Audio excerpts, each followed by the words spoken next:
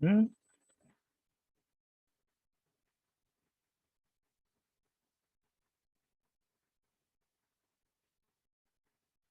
Mobile वाला लगता है अपलोड किया हुआ है इसमें, इसलिए ऐसा हो रहा है।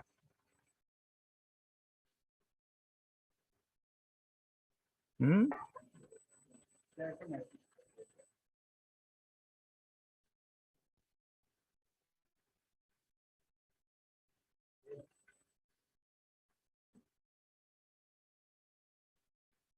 क्यों ऐसे दिखा रहा है?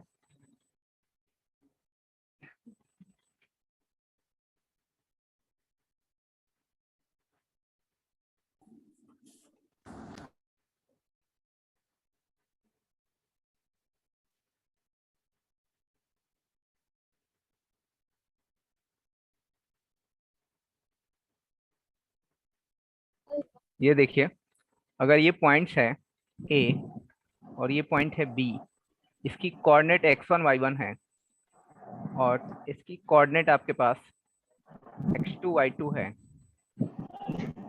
और डिस्टेंस फार्मूला ए और बी के बीच हमने कल आपको प्रूफ किया था। तो इसके लिए क्या है, प्रूफ करने के लिए क्या कल लिखा था आपको, आज प्रूफ करते हैं। कैसे प्रूफ करेंगे?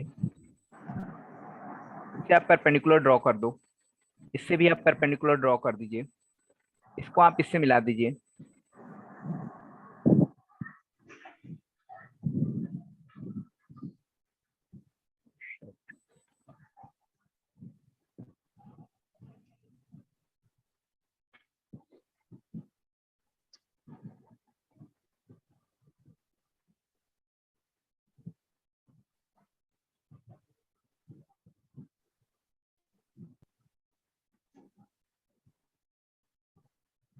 ये देखो आप, अगर मैंने इससे परपेंडिकुलर पी डाला, इससे क्या डाला, क्यू डाला, तो ये बताओ मेरे को, ये हो चुका है क्या आप लोग में?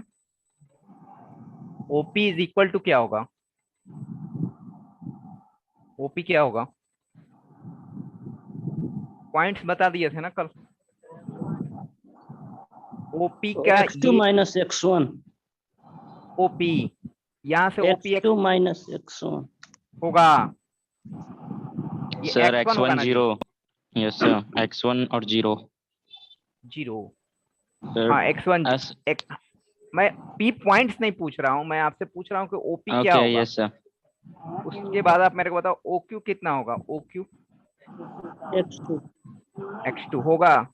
यस अच्छा, सर। उसी तरह से मेरे को ये बताइए पी क्यू कितना होगा, P Q. x2 minus x1। P Q जो होगा, ए से यहाँ सी कर दो ये, तो पी क्यू जो होगा ए सी के बराबर ही होगा क्या? पी क्यू और ए सी आपस में बराबर होगा क्या? Yes sir. अच्छा, पी क्यू को आप लिखना चाहेंगे तो क्या हो सकता है आपसे, O Q x2 minus O P, O P.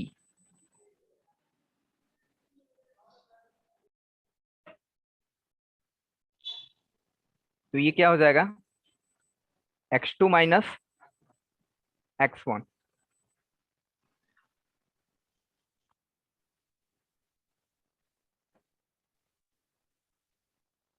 -y2 - y1। ये होगा। अच्छा, अब मेरे को ये बताओ, अगर मैं ये बताऊं, पूछूंगा आपसे कि एपी कितना होगा, AP y1। y3 - y1।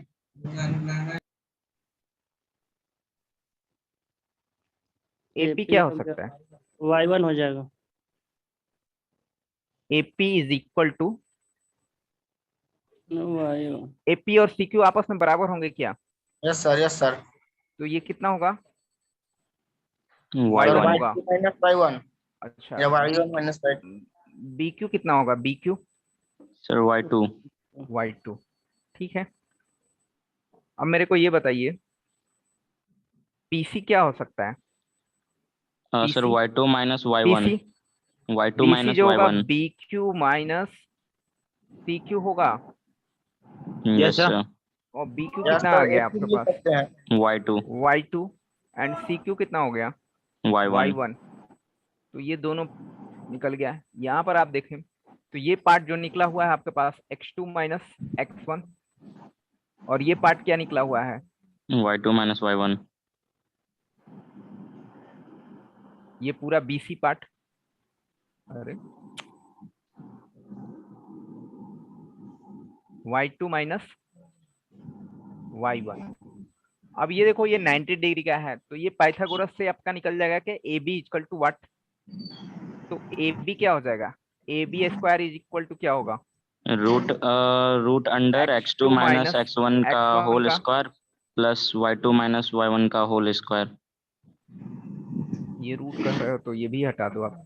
Yes A B square हटा इक्वल टू दीजिए। Root x2 under minus x1 का whole square whole square plus plus y2 minus y2 y1 का होल माइनस स्क्वायर y1 का होल होल स्क्वायर स्क्वायर और का root. Root. Yes sir.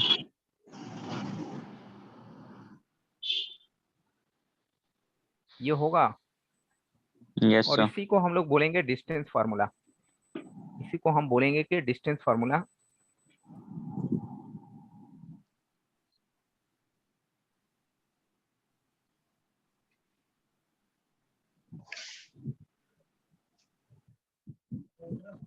ये कल हो गया था। नो सर, बस फॉर्मूला बताए थे। हम्म, तो नहीं हुआ है। फिर से बताएं। प्रूफ किए थे सर हम।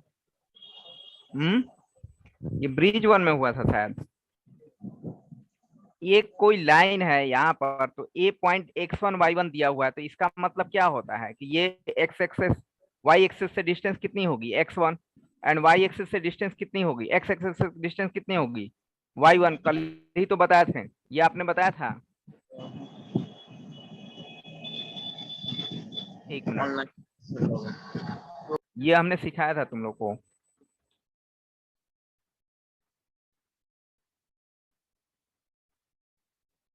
हम्म,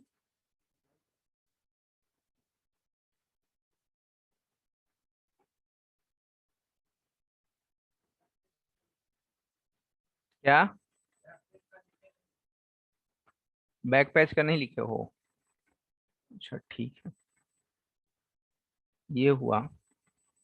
ये हमने एक्सेस बना लिया।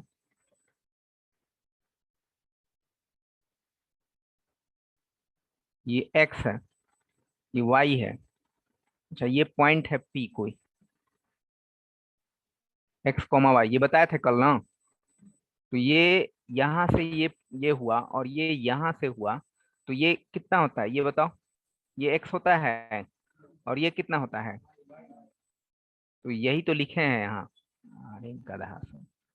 ये क्या लिखा हुआ है, ओपी का मतलब क्या हुआ, इस पॉइंट को पकड़ करके यहाँ से यहाँ तक डिस्टेंस क्या हुआ, x1 हुआ, और ये डिस्टेंस कितना हुआ y1। उसी तरह से यहाँ पर देखा जाए हम लोग, तो यहाँ से लेकर के यहाँ तक का डिस्टेंस कितना होगा x2, और ये यहाँ से लेकर के यहाँ तक कितना होगा।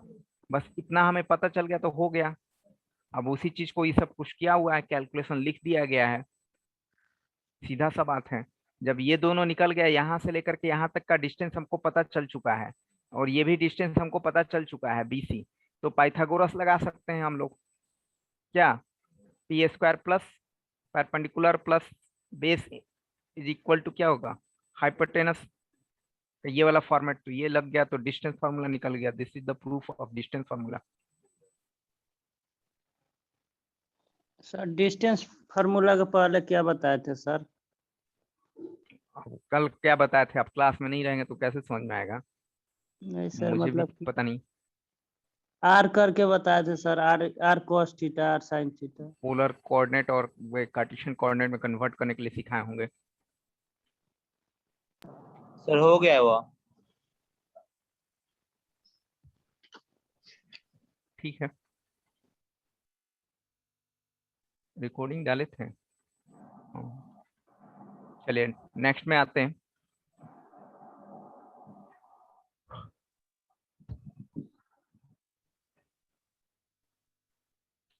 सेक्शन फार्मूला बताए हैं? No sir. नहीं सर, नहीं बताया।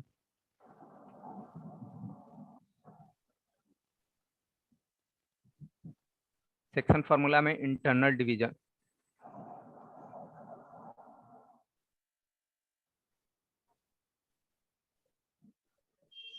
ये आपने +2 लेवल में पढ़ा होगा, 11th वगैरह में।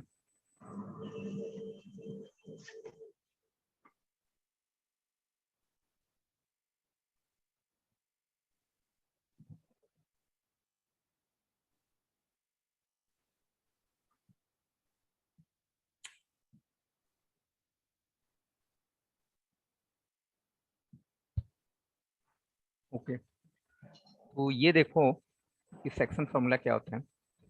एक्चुअली कोई लाइन हमने लिया, ठीक है, ये ए है और इसकी बी, इसकी कोऑर्डिनेट दे रखा है x1 y1 और इसकी कोऑर्डिनेट दे रखा है x2 y2।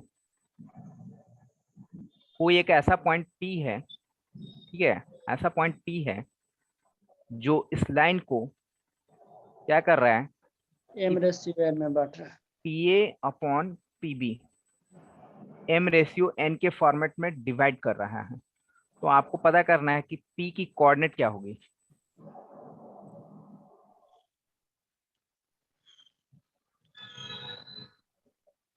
मीन्स कि आपको यहां से लेकर के यहां तक जो दे रखा है ये AP और ये क्या दे रखा है N, लेकिन ये क्या है रेशियो में है, तो इसको ऐसे लिखना सही नहीं होगा। इसको MK कर लो और इसको क्या कर लो NK लिख लो, ठीक है। तो रेशियो जो होता है, मतलब कोई रेशियो के फॉर्मेट में डायरेक्टली प्रोपोर्शनलिटी जो होता है वो रेशियो के फॉर्मेट में, तो उसको लेंथ नहीं ना कर सकते हैं, तो उसको MK और NK कर लीजिए। क्वेश्चन कैसे होता है, मान लो सर सर पी को मान लेंगे एक्स वाई कोऑर्डिनेट। P कहाँ है, पी जो पॉइंट है ना उसको एक्स वाई कोऑर्डिनेट। हाँ वो तो मान लेंगे। इसको कोऑर्डिनेट को कुछ के लिए देर के लिए आप x और y मान लीजिए, ठीक है। तब देखिए क्या होता है,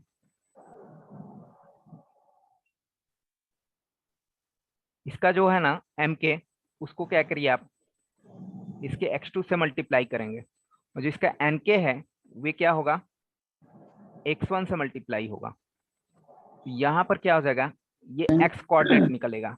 x कोऑर्डिनेट कैसे फाइंड आउट होगा, x coordinate equal to mx2 MK x2 plus NK x1 by m plus n divided by MK plus NK and we can written as K common ले लोगे तो अपने पास क्या बचेगा x2 plus n x1 divided by m plus n होगा। Note कीजिए इसको, पहले नोट कीजिए, समझाते हैं।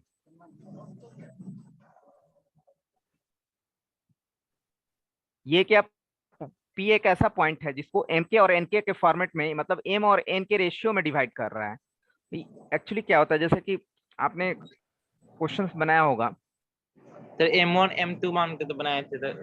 सपोज दैट दो बच्चों का, क्या नाम है तुम्हारा, राकेश, तुम्हारा क्या नाम है, विकास।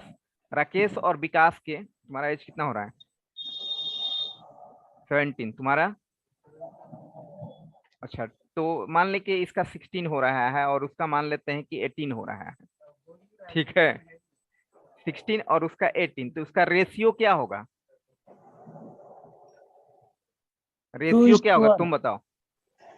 2:1 इसका उम्र 16 ईयर है, उसका 18 ईयर है, तो दोनों में रेशियो क्या होगा 2:1 2:1 होगा।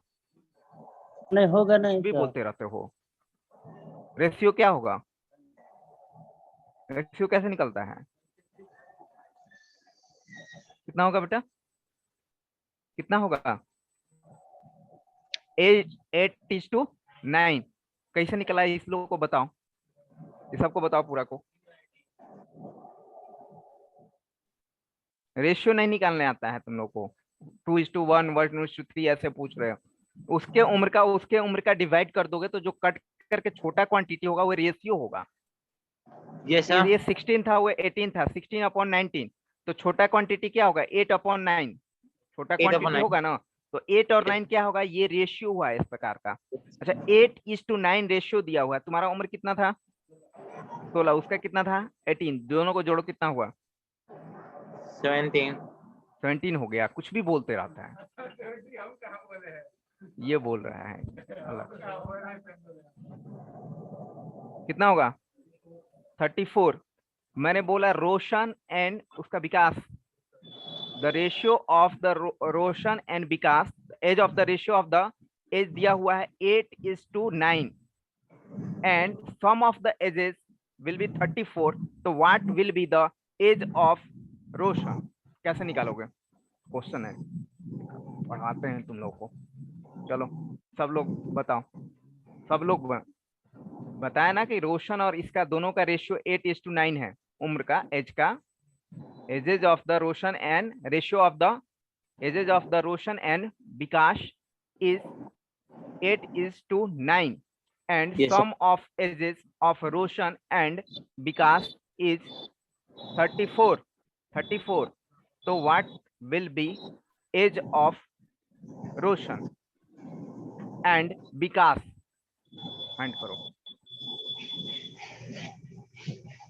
मेरे को दिखाओ। Sir, 16 and 19. Sorry, 16 and 18. एक का 16 होगा, एक का 18 होगा। कैसे बनाया? सर वो रेशियो में है तो उसको लेट कर लेंगे कि उसका एज 8x है और रोशन का 8x है और उसका 9x है, जो भी दूसरा क्या था। किया?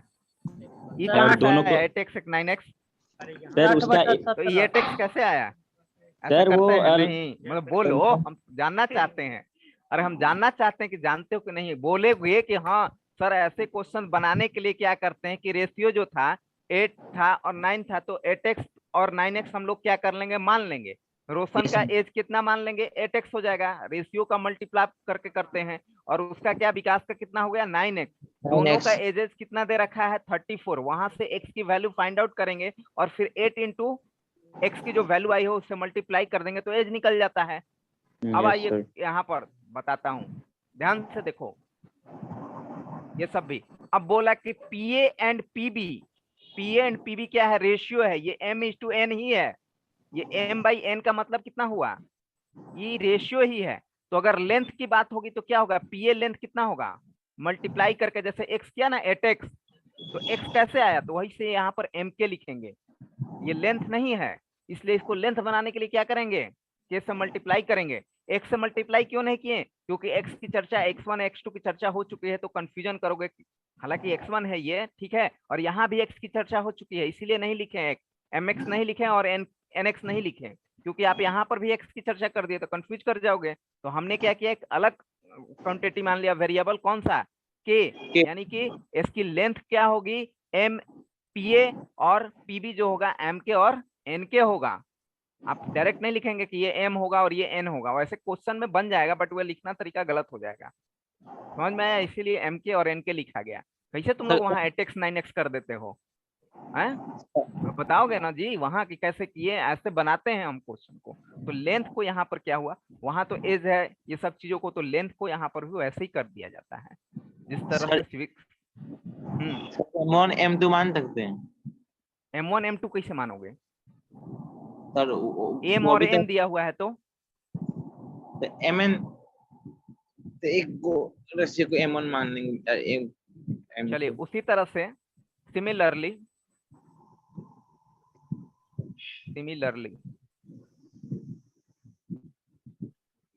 y वाला पार्ट क्या होगा,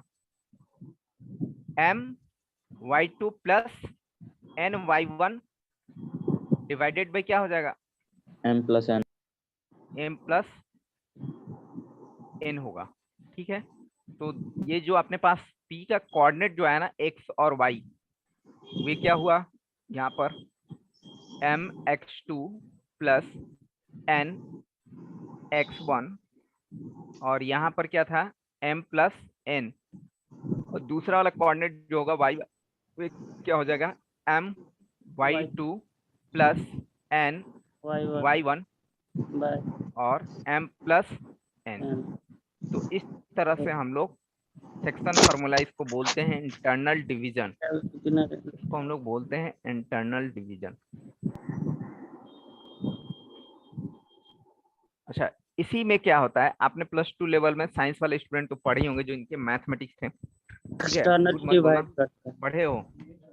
अरे क्या बात कर रहे हो, 11th में नहीं पढ़े हो? सर पढ़े। तो ये स्टार्टिंग में ही आपको कोऑर्डिनेट ज्योमेट्री में मिलेगा। इसमें अगर निगेटिव लगा देते हैं तो क्या दिक्कत आएगी, निगेटिव कहने का मतलब क्या हुआ, सर वो ये एक्सटर्नल पॉइंट एक्सटर्नल के लिए डिवीजन हो होता है। जाएगा। तो आप नोट कर लो, यहाँ पर नोट कर लोगे। थोड़ा आज हमारा पेन स्केच सही से ढंग से नहीं चल रहा है।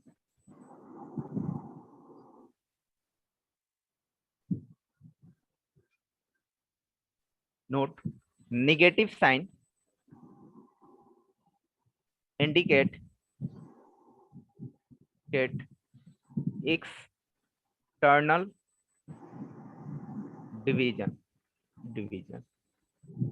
इसी के लिए, अच्छा वो एक्सटर्नल डिवीजन होगा कैसा? एक्सटर्नल डिवीजन कैसा होगा, दिखेगा कैसा?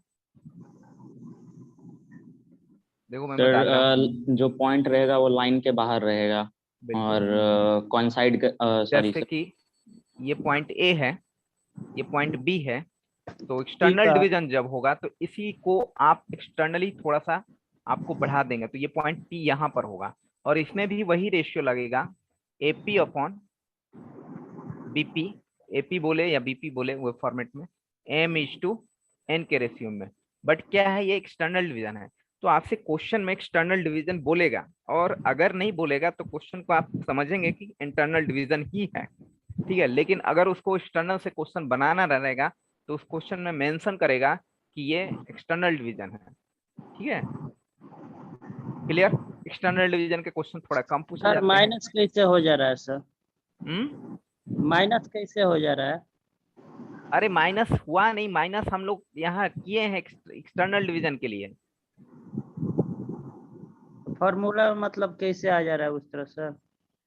इंटरनल का फॉर्मूला आप समझ में आया ना? Yes sir. एक्सटर्नल रहेगा तो माइनस कर दीजिएगा, क्वेश्चन में एक्सटर्नल देगा तो बस इतना ही करना है, प्रूफ नहीं पढ़ना है उसका। ठीक है, सारा सर चीज का बता। प्रूफ पढ़ेंगे तो हो गया। ये तो काम लोग 12th में ना पढ़ेंगे ग्रुप। इसी का प्रूफ बता दिए, ढेर है भी, अच्छा ज्यादा है। चलिए आगे बढ़े। ये सर। सर थोड़ा हिंट Yes, कर sir. दीजिए ना सर, हिंट कर दीजिए फॉर्मूला बुक कैसे आ देखिए, जाएगा? 12 के बुक्स में मिल जाएंगे, उसमें अलग से आप सोचो कैसे करोगे।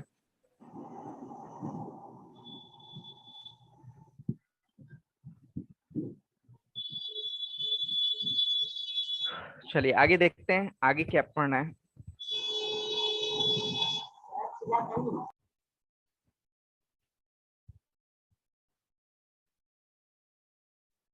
सेंट्रॉइड जानते हो क्या होता है? सेंट्रॉइड क्या होता है? Centroid of A triangle, sir या मीडियन सेंटर का ऑफ ग्रेविटी भी बोलते हैं। इंटरसेक्शन, मीडियन का इंटरसेक्शन पॉइंट। मीडियन का इंटरसेक्शन पॉइंट, मीडियन क्या होता है? मीडियन जो बीच से इक्वली डिवाइड करे ट्रायंगल के साइड को। तुम लोग ये बताओ, ऑफलाइन वाले, क्या होता है सेंट्रॉइड? 2:3 में कौन डिवाइड करता है, कहाँ करता है, कैसा?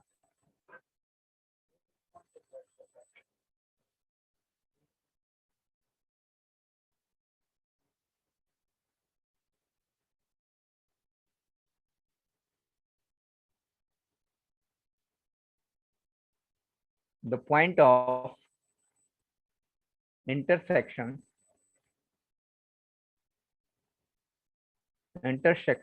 the point of intersection of the median of a triangle is called centroid of a triangle. It is denoted by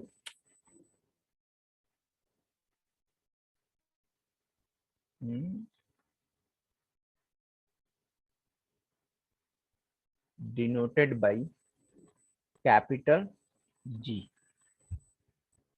चलिए पढ़ते हैं इसके, देखते हैं क्या होता है।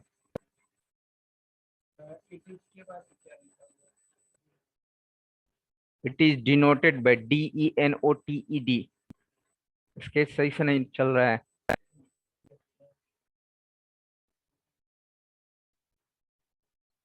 ठीक है, इसकी रेजुलेशन गड़बड़ है।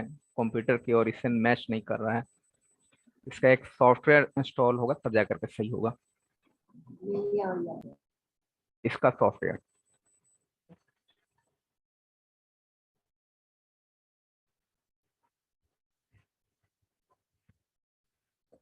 चलिए, नोट हो गया। Yes sir.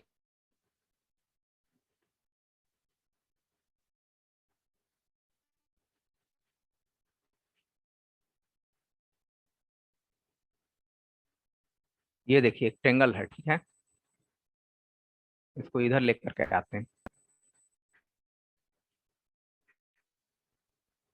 इसमें क्या किया हमने,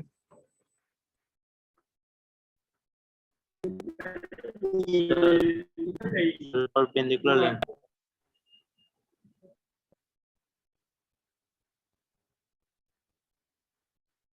यहां से इस पर ऐसा लाइन खींचा, यहां से इस पर भी एक ऐसा लाइन खींचा, और इधर से भी। ये तीनों लाइन कहीं कट रहा है, बट ये लाइन कैसा है ये जानना जरूरी है। तो ए बी सी कोई ट्रेंगल है, ए बी सी कोई ट्रेंगल है, ठीक है। ये जो लाइन है ए डी है ये, और ये एक ऐसा लाइन है जो कि सामने वाला साइड, अपोजिट जो साइड है अपने पास, उसको आधा आधा कर दे रहा है, ठीक है। That is D point is the meet point of B and C, और DC बी डी और डी सी आपस में बराबर कर दे रहा है, एक ऐसा ये लाइन हो रहा है। उसी तरह से ये भी लाइन है जो कि अपने को क्या कर रहा है, एसी लाइन को हाफ हाफ कर दे रहा है, मतलब ये दो से दिखा रहा हूं मैं। और ये भी एक ऐसा लाइन है जो कि इसको भी क्या कर दे रहा है, इक्वल पार्ट में कर दे रहा है, सी एफ, सी एफ। तो A D B and C F को क्या बोलेंगे हम लोग, मीडियन बोलेंगे। A D B E and ये जो सी एफ दिख रहा है इसको हम लोग बोलेंगे median, medians, medians of triangle आप बोल देंगे, माध्यिका जिसको बोलते हैं हिंदी में, ठीक है। 9th 10th क्लास ज्योमेट्री में भी पढ़ाई होती है, इसको माध्यिका बोलते हैं। ये माध्यिका का जो कटान बिंदु होता है, जिसको कहाँ जहां पर कट करता है, ये यहाँ पर लिखा हुआ है देखिए, the point of intersection of the median of the triangle is called centroid of a triangle, ठीक है। It is denoted by capital G. तो जहां पर ये कट करता है तो इसको हम लोग कैपिटल जी से ज्ञान करते हैं, और इसी को हम लोग क्या बोलते हैं, सेंट्रॉइड बोलते हैं। अब नहीं, नॉट ए परपेंडिकुलर, ओनली, ठीक है, ओनली सिर्फ सामने वाले को क्या करेगा, आधा आधा कर देगा, इक्वल पार्ट में कर देगा, परपेंडिकुलर नहीं हुआ तब फिर उसको दूसरा चीज बोलेंगे, ठीक है। तो अब इस जी को निकालने के लिए हम लोग कोऑर्डिनेट ज्योमेट्री में यूज करते हैं। अच्छा, यहाँ पर क्या होता है कि इसकी कोऑर्डिनेट को हमने क्या मान लिया, ए को मान लेंगे x1 y1 x1 y1, और इसकी कोऑर्डिनेट को हमने मान लिया x2 y2 y2, और इसकी कोऑर्डिनेट को हमने x3 x3 y3 y3। अब मेरे को बताओ डी की कोऑर्डिनेट क्या होगी तब, सर इक्वल पार्ट में है ना। तो सर डी की कोऑर्डिनेट क्या हो जाएगी, this is the mid point, और मिड पॉइंट की फॉर्मूला जब आपके पास आती है sir x3 minus x2 bye 2 दोनों और को जोड़ y3 करके माइनस two कर y2 by 2, sorry yes sir, जोड़ डी के की जो फॉर्मूला होगी, डी में जो फॉर्मूला आएगा, डी का कोऑर्डिनेट जो होगा वो क्या हो जाएगा, x2 plus x3 by two 2 and Yes. y2 plus, कुछ लोगों को तो पता ही नहीं चल रहा होगा क्या लिखा हुआ है, ठीक है। तो this is the mid point, D is the mid point of B C. So D is equal to x2 plus क्या हो जाएगा, डी का कोऑर्डिनेट इक्वल बोलो या आप ट्रिपल से बोल कर दो, इक्विवेलेंट बोलो, तो ये हो जाएगा। तो डी की कोऑर्डिनेट अपने को पता चल चुका है। अच्छा, जी जो होता है ना, जी जो होता है ये मीडियन को 2:1 के फॉर्मेट में डिवाइड करता है, ऊपर से 2 और नीचे से, जो अभी कुछ समय पहले किसी बच्चे ने बताया मुझे स्टार्टिंग में ही, तो बोला था कि 2:1, लेकिन वो पता नहीं था उसको कि मीडियन जो होता है वो आगे की ओर बताया नहीं, पूरा साफ नहीं किया। कौन बोले थे, हाँ, तो पूरा मतलब क्लियर नहीं किया कि क्या होता है। तो ये मीडियन जो होता है जिसमें मीडियन जो को जी जो होता है उसको 2:1 के सारा को सभी को इधर से भी आप देखोगे तो ये क्या करेगा, इधर से इधर 2:1 में 2 लेगा। मतलब ये जो शीर्ष है आपके पास ये क्या है, वर्टेक्स, वर्टेक्स के तरफ से 2 होगा बड़ा वाला जो है यहाँ से यहाँ तक, और इधर से 1 होगा, उसी तरह से ये भी और ये भी सारे के सारे, मतलब कोई भी। तो एक को भी आप कर लेते हैं तो आपको पता चला जाएगा 2:1, ऊपर से 2 और नीचे से 1 यूनिट की तरफ करता है। तो अब आपको जी निकालना है। जी कैसे निकलेगा? सर सेक्शन फॉर्मूला से नहीं, 2:1। पूरा करोगे तब कहेंगे कि हम लोग की ये पूरा लें, 2:3 नहीं, 2:1 के फॉर्म में। ठीक है, कंफ्यूज नहीं करना है। आप जा करके +2 का बुक भी देख सकते हो, 11-12 में भी ज्योमेट्री की बुक आती है, उसमें भी आप देख सकते हैं चीजों को। माध्यिका कर करके आएगा, इंग्लिश मीडियम होंगे तो मीडियंस के लिए करके आएंगे। ठीक है, ये सर घर पर थोड़ा सा पढ़ाई कीजिए। मान लीजिए कंफ्यूजन होती है या ऐसा होता है कि सर शायद गलत बता रहे होंगे, चाहे उनको याद नहीं होगा, या ये भी होता है कभी कभी ऐसा हो जाता है, गलत लिखा जाता है, तो आप घर पर जाकर उसको कंफर्म कीजिए, देखिए बुक को, देखिए गूगल्स देखिए, तो मोबाइल है आपके हाथ में, वहां पर टाइपिए, लिखिए कि सेंट्रॉइड जो है मीडियन को कितने भागों में डिवाइड करता है, किस रेशियो में करता है, वहां पर दिखेगा आपको। 2:3 होगा तो 2:3 दिखाएगा। ठीक है, 3:4 होगा तो 3:4 दिखाएगा, 2:1 होगा तो 2:1 तो दिखाएगा। ठीक है, ऐसे आपको ये फिगर के साथ ही मिल जाएगा वहां भी। ऐसा नहीं है, सारा कुछ गूगल पर मौजूद है, लेकिन समझाने के लिए आपके पास टीचर होना चाहिए, गाइड करने के लिए। हम लोग भी वही है, गाइड करने के लिए। ऐसे तो बहुत सुंदर सुंदर आपको वीडियो मिल जाएगा यूट्यूब पर, बहुत सारा चीजें मिल जाएंगे, सारा का सारा चीज मिल जाएंगे। ठीक है, तो चलिए, तो इस जी को निकालने के लिए हमारे पास क्या होगा? अब यहाँ पर देखिए, समस्या, देखिए इसको मैं इधर लेकर के आ रहा हूँ, 1 मिनट, चलो मैं दूसरे पेज में लेकर जा रहा हूँ।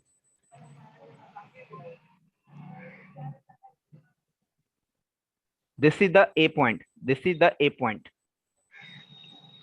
जिसकी कोऑर्डिनेट कितनी है? x1 y1। और this is the D point, इसकी कोऑर्डिनेट हम लोगों ने निकाल ली, x2 plus x3 divided by 2 and y2 plus y3 divided by 3। ठीक है ना जी? अच्छा, इस सॉरी यहाँ पर 2, सॉरी,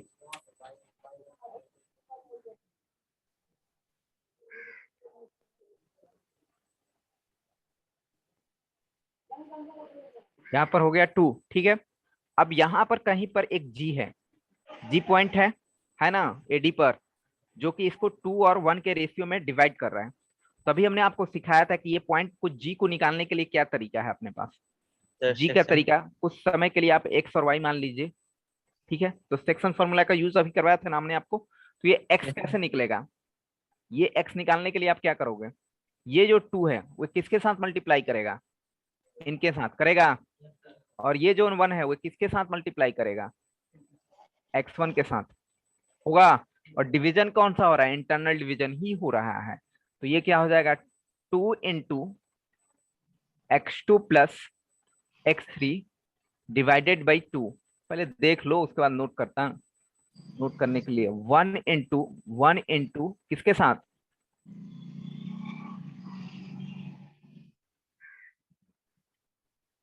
1 इंटू क्या होगा?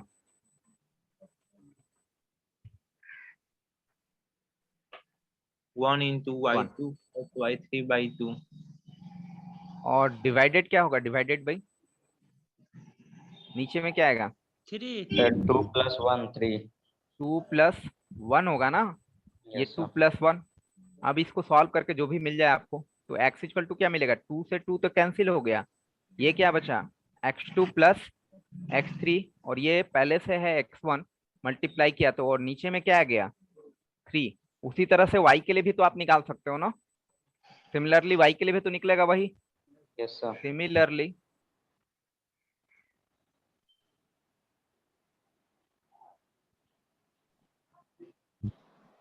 सिमिलरली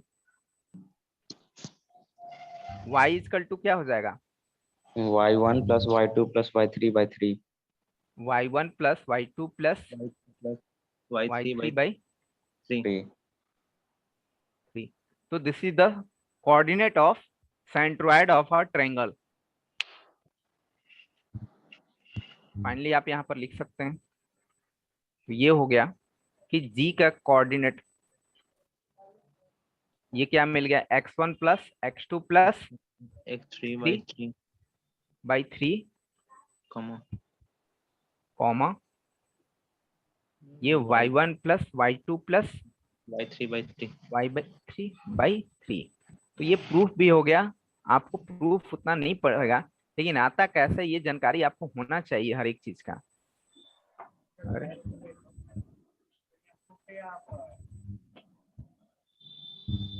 आप किसी तरह से निकालें, एडी से निकालिए, बी से निकालिए, सीएफ से निकालिए, सब तरीके से क्या होगा, सेम ही रिजल्ट आने वाला है।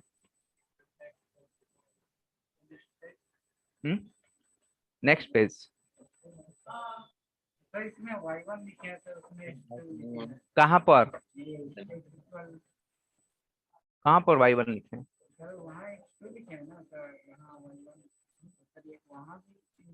यहाँ, यहाँ x2 plus x3 plus x1, इसको लिख लो ना सीरियल ढंग से। तो x1 plus x2 plus x3 इधर से उधर लिखा हुआ है ना, तो इस Arrange तरह से अरेंज कर लिया गया है।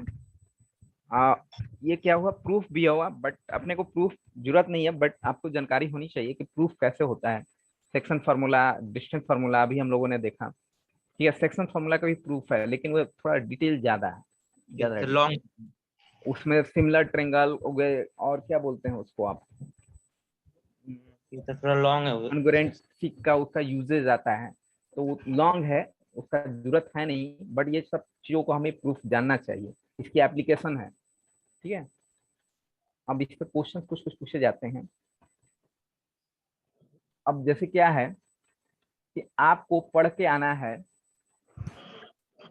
इन सेंटर किसको बोलते हैं, इन सेंटर, नोट कीजिए, आपको पढ़ना है इन सेंटर, हम पूछेंगे नेक्स्ट क्लास में। जैसे आज पूछे ना सेंट्रॉइड, तो आप लोगों ने नहीं जवाब दिया, तो पढ़ के आएंगे। इन सेंटर किसको बोलते हैं, सरकम सेंटर किसको बोलते हैं, सरकम सेंटर या सरकम सर्किल, जो भी ये है आपका, सब कुछ उससे रिलेटेड सारा कुछ, सरकम सेंटर, ठीक है। इन सेंटर, सरकम सेंटर, अर्थो सेंटर, अर्थो सेंटर, ठीक है। ये आपके लिए होमवर्क रहा, आपसे पूछेंगे, ठीक है। सरकम सेंटर, ए तो लास्ट सी आई, अर्थो सेंटर, ORORTHOCENTRE, स्पेल कर रहा हूं मैं, CIRCUMCENTRE सेंटर, सरकम सेंटर, INCENTRE इन सेंटर, ठीक है। तो आप पढ़ के आएंगे। चलिए अटेंडेंस हो जाएगा क्या?